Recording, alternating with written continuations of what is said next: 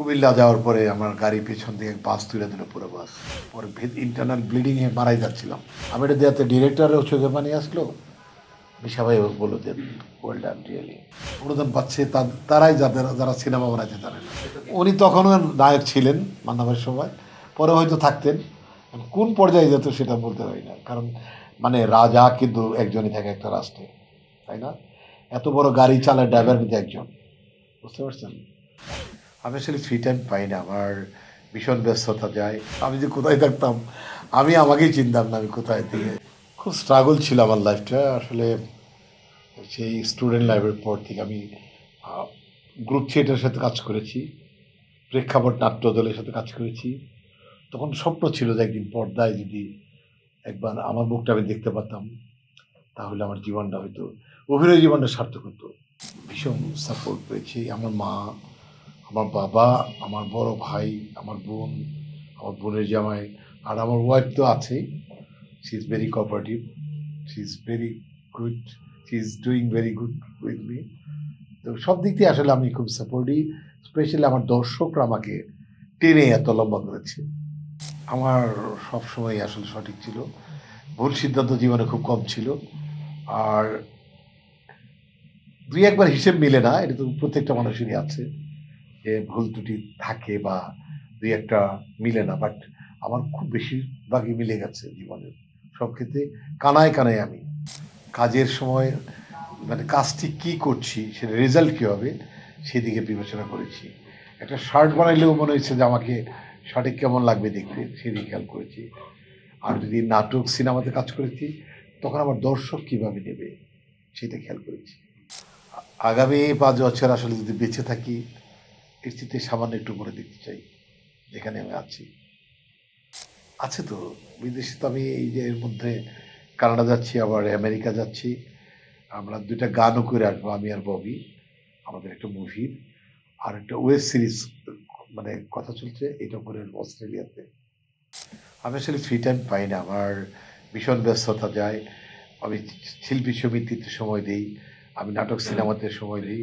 তার মধ্যে আমার এটিএন বাংলা, এটিএন নিউজের ডক্টর মাহবুব স্যারের আমি অ্যাডভাইজার, প্লাস নিউজের অ্যাডভাইজার, প্লাস নাটকের অ্যাডভাইজার, সিরিয়ালের অ্যাডভাইজার, মুভির অ্যাডভাইজার। সেগুলো আমার কাজ করতে হয়। আবার পুলিশ অ্যাসোসিয়েশনের সাথে আছি, সেখানেও 2.5 লক্ষ পুলিশের, বলতে গেলে আমি একজন নেতা। হারিয়ে যেতাম, আপনি আমাকে চিনতেন না।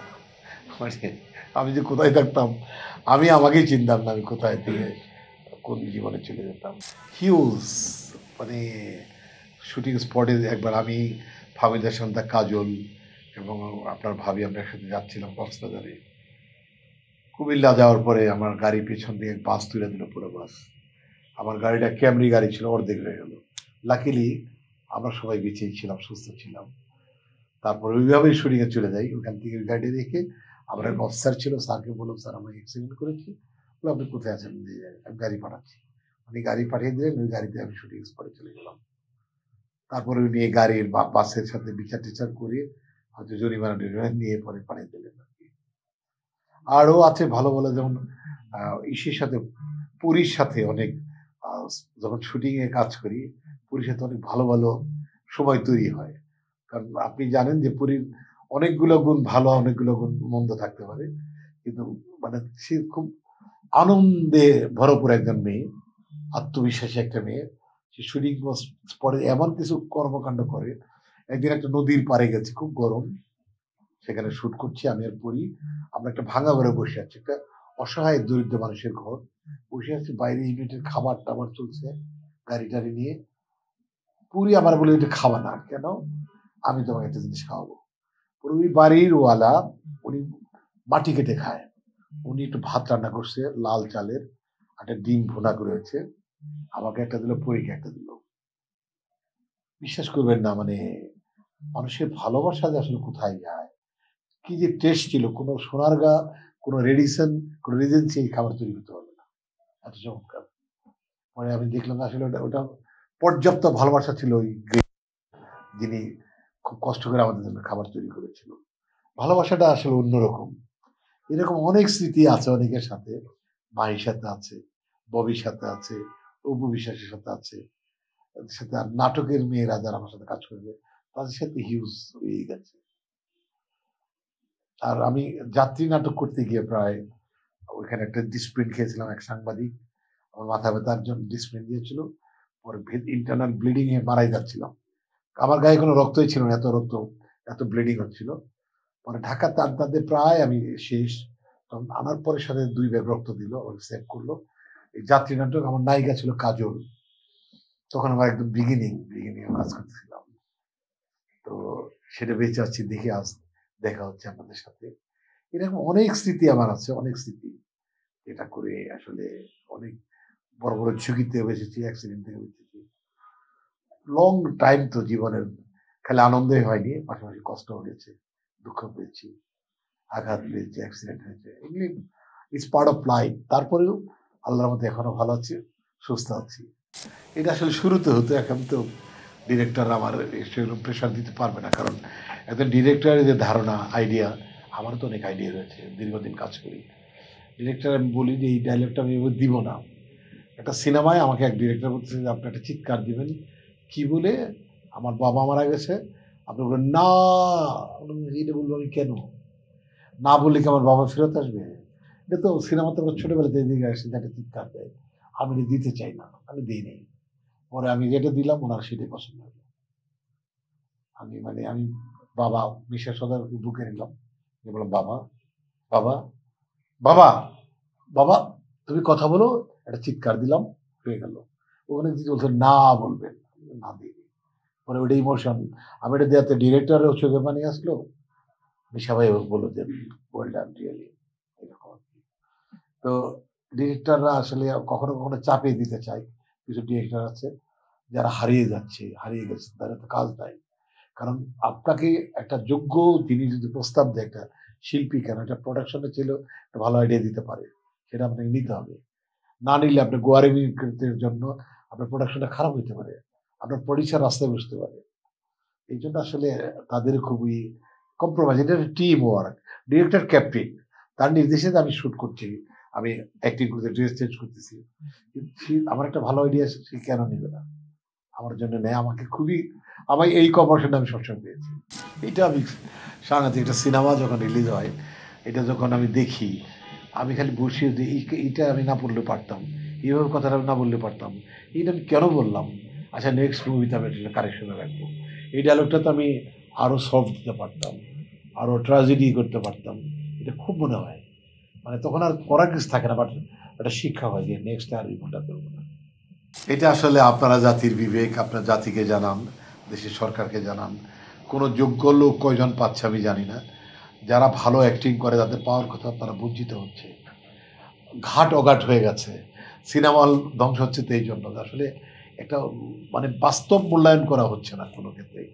যারা সিনেমা বানাতে পারে তারা অনুদান পাচ্ছে না, অনুদান পাচ্ছে তারাই যারা সিনেমা বানাতে পারে না। তাহলে যে ঘাট অঘাট, এখন যোগাযোগের কারণে যদি এটা হয়, এটা সবসময় হয়ে আসছে। প্রত্যেক ফ্যাসিস্ট বলেন, আরেক গভর্নমেন্ট বলেন, সবসময় দেখা যায় তাদের নিজস্ব লোককে বারবার দিচ্ছে, যোগ্য লোকের বিবেচনা করে না। এই যে এখনো তো কেয়ারটেকার গভর্নমেন্টের সময়, এটা আসলে এখন প্রাইসই তো মানে যেটা এখন আর ওইভাবে শক্তভাবে কিছু হচ্ছে না, কারণ আপনি যখনই ক্লেম করবেন নেমে যাবে তখনই। এটা আপনি ফার্স্টে যখন প্রোডাকশনটা তুলে অনলিমি করে রাখবেন, যদি কেউ এটাকে নকল করে বা শ্যুট করে আবার পোস্ট করতে চায়, ওটা ক্লিক করলে ওটা পড়ে যাবে। এখন নাই, আগে এটা খুব ঝামেলা হতো, যখন মানে এই ইয়ে হয়তো জাল বা নকল সিনেমা বেরোতো বা রেকর্ড করে ছেড়ে দিত, তখন ওই সিনেমাটা পড়ে যেত। এটা এখন আর না।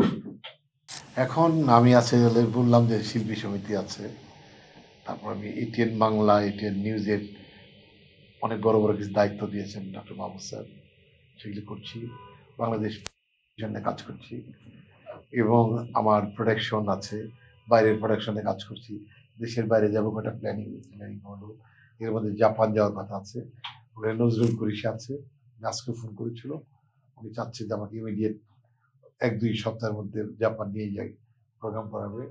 আমি বলছিলাম নেক্সট নেন, এত তাড়াতাড়ি করে আসলে যেতেও পারবো না, আমার তো শিডিউলে আরো কোনো কাজ আছে। আসলে মান্না ভাই সাদত বিশ্ববিদ্যালয়ের স্টুডেন্ট, আমিও তাই, একই স্টুডেন্ট, একই ইউনিভার্সিটি। তো মান্না ভাই আসলে স্টুডেন্ট লাইফ থেকে নাটক করতেন, মঞ্চ নাটক কলেজে করতেন। তখন আমি দেখতাম, আমাকে দেখা যেত উনি কালকে নাটক করেছে কলেজে।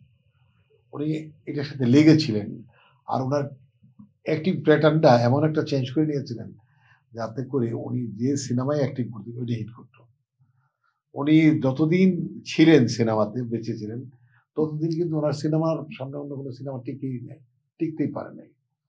উনি খুব মানে পাবলিক কি চায় আর কোন ভাষায় অ্যাক্টিং করলে ওনার পারফরমেন্সটা পারফেক্ট আসবে উনি ধরে ফেলছিলেন। উনি ম্যাক্সিমাম টাঙ্গাইলের ল্যাঙ্গুয়েজ ইউজ করতেন, আর মানে খুব শাউটিং করে অ্যাক্টিং করতেন, আবার কখনো কখনো অনেক ট্রাজেডি করতেন। ওনার ভয়েসটা ছিল অন্যরকম, যা অন্য খুব সাধারণ হিরোদের মধ্যে এটা ছিল না। অনেক বড় বড় স্টারদের সাথে তার কোনো কম্পেয়ার করা যায় না, তারাও বড় স্টার, সে একজন বড় স্টার ছিলেন। এই যে দেখতেই পাচ্ছেন যে হল কমতে কমতে কোথায় গেল। হল এখন এক দেশে হল আছে, মান্না ভাই না থাকার পরে থামলো না কোথাও, কেউ তো থামে রাখতে পারলো না, আমরা কেউ হল ধরে রাখতে পারলাম না। পড়তে পড়তে পড়তে পড়তে প্রায় শেষ হলের অবস্থা। অবশ্যই এটা শুধু আমাদেরই না, ইন্ডিয়াতে হচ্ছে। হলে মানুষ আর সিনেমা দেখছে না। হাতের মধ্যে যখন মোবাইল থাকবে, মোবাইল থাকার কারণে আপনি সারাক্ষণ কি পাচ্ছেন, আপনি একটার পরে একটা যে কোনো কন্টেন্ট দেখতে পাচ্ছেন। আপনার তো তখন আর সিনেমা হলে যে কিছু দেখার ইচ্ছে করবে না, কারণ আপনি সময় পাচ্ছেন। ধরেন আমার একটা সিনেমা আপনি দেখবেন, তখন আপনি তাইবের সিনেমাটা দেখবো রাত 12টার সময়, এটা আপনি ওই সিনেমাটা ক্লিক করে দেখে ফেলেন। ওই যে তার কিছু কাজ আছে, কাজ করেছেন যেটা সিনেমার দর্শকদের মনে প্রাণে ঢুকে গেছে, এবং প্রতিনিয়ত টিভি চ্যানেলওয়ালা তার সিনেমা চালিয়ে কিন্তু টিভির জগৎটা, সিনেমা জগৎটাকে টিভিতে টিকে রেখেছেন। আগের চেয়ে তারও ভালো বানাতেন, আগের চেয়ে তারও হিট করতো ওনার সিনেমা, এবং এই দুঃসময় ওনার দেখতে হতো না, ওনারও দেখতে হতো না, আমাদের দেখতে হতো না, কারণ ওনার একটা স্টাইল উনি অর্জন করেছিলেন। আর ওনার কমান্ডিং ভয় ছিল। উনি শিল্পী সমিতির নেতৃত্বে কাউকে পাত্তা দেন না, একা উনি যা বলছে তাই হইতে। আর আমরা এই ইসের বেলায়, যে এখন ইউটিউব, ফেসবুক, ইনস্টাগ্রাম, এই সমস্ত বেলায় আমরা খুবই শঙ্কিত থাকি। আমি কি বলবো, পরে আমার বিরুদ্ধে একটা নিউজ করে দিবে। দুইটাই দর্শক দেখুক, তবু দেখলো, আমার একটা আত্মীয় দেখলো। এই জন্য আসলে শক্ত হাতে বা সত্য কথাটুকু আসলে কেউ আমরা করতে পারি না, বলতে পারি না। দেখে থাকবেন যে আপনি কারো ক্ষতি করলেন না, যে লোকটি আপনার ক্ষতি করছে তার জীবনে আপনি তারা চেনেন না, বা তার কোনো ক্ষতি আপনি কখনো করেন না, কিন্তু গায়ে পড়ে এসে আপনার সে ক্ষতি করে দিচ্ছে, আপনার সম্মানহানি করছে। ল্যাঙ্গুয়েজ, এমন সমস্ত ল্যাঙ্গুয়েজ ইউজ করে এখন, এটা অত্যন্ত দুঃখজনক। স্ক্রিনে যে সমস্ত ল্যাঙ্গুয়েজ ছড়াছড়ি করতেছে, এটা আপনার ছোট ভাই, আপনার ছোট বোন, বা আপনার ঘরে আপনার বাপ মা, আপনার সন্তান, এটা শঙ্কিত হয়ে যাচ্ছে, অপমানিত হচ্ছে। এখন এই জিম্মি ফেসবুকটা, এটা ধ্বংস হলে আমি বাঁচি বলে মনে হয়। কারণ এর থেকে সিনেমা হল খেয়েছে, টিভি খেয়েছে, ঘড়ি খেয়েছে, তারপরে টেলিফোন খেয়ে, সবই তো শেষ। মোবাইল ফোন সব ধ্বংস করে দিয়েছে। এটা যে দেশে এগুলো অফ করে রাখছে, সেই দেশ কিন্তু উন্নতি করছে। আমাদের এখানে ধ্বংস হচ্ছে এই মোবাইলের জন্য। আমরা খুব খুব বেশি করে এটা থেকে বেরিয়ে আসতে পারছি না। আমি জানি যে এটা অনেকের ভালো লাগবে না, কারণ রাতে 2টার সময় এটা দেখে আমার কোটা লাইক আসলো। এই লাইকে আমার কি যায় আসে? এটা একটা নেশা, একটা অ্যাডিকশন। আমাকে কেউ খারাপ কমেন্টস করলো কিনা, যে দেখলাম খারাপ কমেন্টস করছে, রাত 4টা 5টা পর্যন্ত ঘুমাইতে পারলাম না, কি লাভ? ক্ষতি হচ্ছে আপনার। এটা একটা অ্যাডিকশন। এই অ্যাডিকশন যেমন ফেন্সিডিল আপনাকে ক্ষতি করে, গাঁজা আপনাকে ক্ষতি করে, হিরোইন আপনাকে ক্ষতি করে, তাহলে আপনাকে বুঝতে হবে যে এটা একটা নেশা। এতে যত বেরোতে পারবেন, তত স্বাভাবিক জীবনযাত্রায় আপনি করতে পারবেন, নিজেকে আনতে পারবেন বলে। উত্তর বিবেক ওপেন করা, সাপোর্ট করা, এবং গভর্নমেন্টের ইনিশিয়েটিভ নেওয়া, এটা কন্ট্রোল করা, যে যা খুশি তাই পোস্ট করতে পারবে না, একটা জবাবদিহিতার একটা জায়গা থাকতে হবে। সাইবার ক্রাইমটা, আইনটাকে আরো শক্ত করতে হবে। আমি আপনার বিরুদ্ধে একটা বাজে কথা লিখে দিলাম, আমার কোনো বিচারই হলো না, তাহলে তো আমি পরের দিন আরেকজনের বিরুদ্ধে লিখবো, তারপরের দিন লিখবো, আমাকে দেখে আরো 10 জন লোক ভরে ফেলবো, তাই হয়ে গেছে। কিন্তু এখন বিচার হচ্ছে না, ভয় পাচ্ছে না। এই জিনিসটা করার কারণে এখন অহরহ মানুষের সম্মান নষ্ট করতেছে, এবং রাষ্ট্র যারা চালাচ্ছে তাদের নিয়ে যে সমস্ত কথাবার্তা বলে আমরা তো ভয় পাই। একটা রাষ্ট্রনায়কদের বা রাষ্ট্র যারা সাপোর্টিং উপদেষ্টা আছে তাদের নিয়ে যেভাবে কথাবার্তা বলে বলে যে টিকে থাকে, তখন আমরা তো সেখানে কিছুই না, আমরা তো শিল্পী। আমাদের তো এমনিতেই গুঞ্জন থাকেই, শিল্পীদের গুঞ্জন না থাকলে শিল্পী হওয়া যায় না। আমি একদিন আমার এক অ্যাডিশনাল স্যার কয়েকদিন আগে বললাম, বলে যে তোমার তো এই পরিমণির সাথে অনেক ভালো সিনেমাটা হয়েছে। আমি বললাম স্যার এটা তো আবার হচ্ছে স্যার, মানে সমালোচনা হচ্ছে। কিরকম? আমি তার সাথে নাকি প্রেম, এই ভালোবাসায় গুঞ্জন না থাকলে স্টার হইতে পারবো না, গুঞ্জন থাকবে, এটা পাত্তাই দিবে না। আপনার সাথে নাকি পরিমণির একটা সম্পর্ক ছিল, গুঞ্জন সেটা শোনা গিয়েছে, সেই ক্ষেত্রে কি বলছেন? আমার সাথে আমার ভালো ফ্রেন্ড, আমার সাংঘাতিক ভালো বন্ধু, আমার সন্তানটাকে সে নিজের সন্তান বলে, আমার টুনটুনিকে পরি বিয়ের সময় আমার তার হাজব্যান্ডকে বলছে যে টুনটুনি আমার প্রথম মেয়ে। এবং পরি আমি যা বলি সাংঘাতিকভাবে শুনে আমার বাসায় আসে, আমাকে খুবই আমার সাথে একটা স্ট্যান্ডার্ড সম্পর্ক, খুব সৎ একটা সম্পর্ক। পরির সাথে আমার সম্পর্ক আসলে অন্যরকম। উনি তখনও নায়ক ছিলেন মান্নাভাইয়ের সময়, পরে হয়তো থাকতেন, কোন পর্যায়ে যেত সেটা বলতে পারি না, কারণ মানে রাজা কিন্তু একজনই থাকে একটা রাষ্ট্রে, তাই না? এত বড় গাড়ি চালায় ড্রাইভার কিন্তু একজন, বুঝতে পারছেন? বলতে চাই যে উনি যদি থাকতেন, এই মৃত্যুবার্ষিকী যদি না আসতো, তাহলে চলচ্চিত্র আরো অনেক উপরে থাকতো। উনি কিন্তু আরো বড় একজন নায়ক। আমি ওনার ভক্ত, ভীষণ ভক্ত ছিলাম। ওনার কাজ আমার অনেক ভালো লাগে। উনি আধুনিক একজন নায়ক ছিলেন, ওনার ড্রেস আপ, ওনার কথাবার্তা, উনি স্মার্ট, উনি পড়াশোনা জানা একটা নায়ক ছিলেন। আমি ওনার অনেক সিনেমা দেখেছি ছোটবেলা থেকে, তো উনি সিনেমা করে আমরা ছোটবেলা থেকে দেখি, মানে ফার্স্ট এইজ আর কি, ফার্স্ট এইজের দিকে ওনারা সিনেমাটা করে। ওনার সিনেমা তখন তো সিনেমা দেখতাম, এখন তো আর পারি না দেখতে। ওনার বেশ কিছু কাজ দেখেছি, শাবনূরের সাথে কিছু কাজ দেখেছি। তারপর ওনার একটা সিনেমা দেখেছি যে ওনার নায়িকা ছিল, পরে ওই নায়িকাটা আমার সাথে কাজ করেছে, বৃষ্টি। এটা এই ঘরে এক সংসার, এই সিনেমাটা মালিক আফসারি স্যারের সিনেমা। এটা আমি সিনেমা হলে দিয়ে কয়েকবার দেখেছি। তার সিনেমা আসলে সবগুলোই আমার কাছে ভালো লেগেছে, কারণ তার সিনেমা কিন্তু ফেল করে নাই, অ্যাক্টিং কোথাও ফেল করে নাই। তার ফার্স্ট সিনেমা যেটা মৌসুমী ওনার সাথে করেছিলেন, কিয়ামত থেকে কিয়ামত, এটা ভালো ছিল। ওটাতে উনি ক্লিক করলেন, উনি উনি আসলে অ্যাক্টিংটা আর প্যাটার্নটা ওনার চেঞ্জ ছিল। দর্শকদের উদ্দেশ্যে বলতে চাই যে আপনারা যারা সিনেমা সিনেমা দেখেছেন আগে, এখন দেখছেন না, আপনারা না দেখলে তো আসলে সিনেমা মরে যাবে, মারা যাওয়ার পথে, লাইফ সাপোর্টে আছে। এত দীর্ঘ জীবনে একটা ইতিহাস, বাংলাদেশ চলচ্চিত্র অতীতের ইতিহাস, এটাকে আপনারা বাঁচিয়ে রাখুন। হলে গিয়ে সিনেমা দেখুন, আমাদের এনকারেজ করুন, ডিসকারেজ করুন, প্ল্যান দেন। আমাদের কোন ছবি ভালো লাগলো আমাদের জানান, আমরা সংশোধনে ভালো ভালো কাজ করব। বাংলাদেশ চলচ্চিত্র শিল্পী সমিতি আপনাদের রিকোয়েস্ট করবে যে আপনারা অবশ্যই হলে